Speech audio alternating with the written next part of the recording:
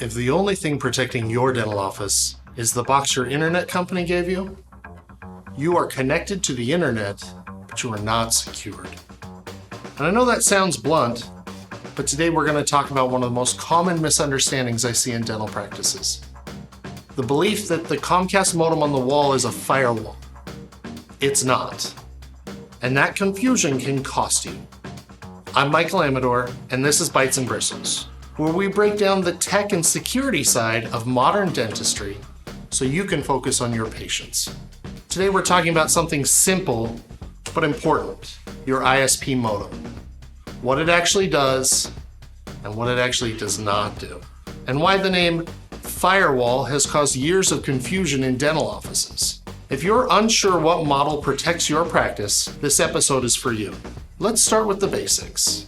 When Comcast or another internet provider installs service, they give you a device.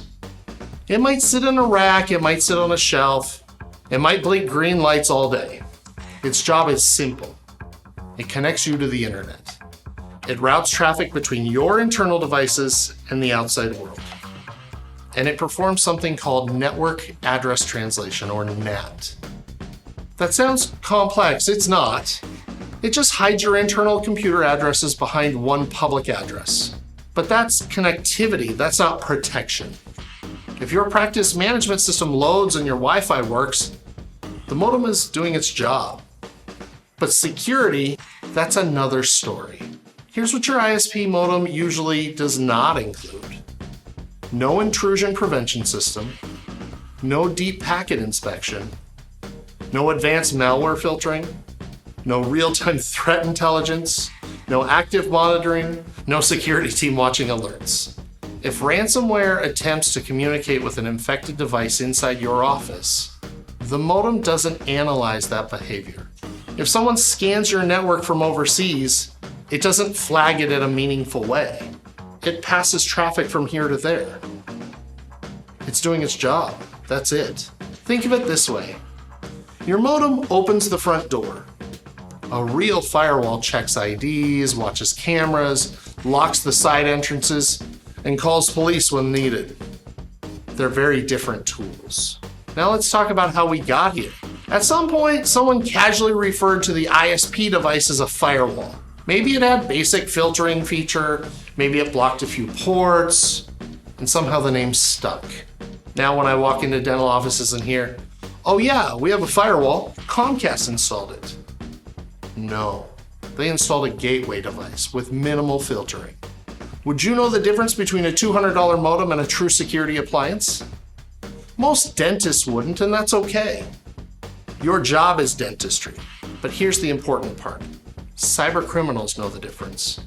They scan your public address, they identify the device, they test it for weaknesses.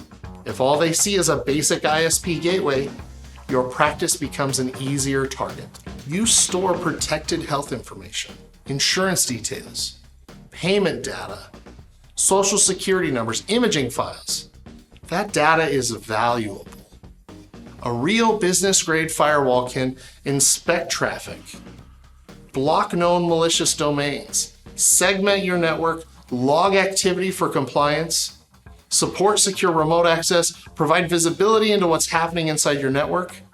Your modem does not provide that level of control.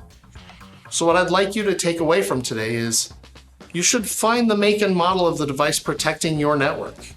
If it says Comcast Business Gateway, that's not a security appliance, it's an internet delivery device.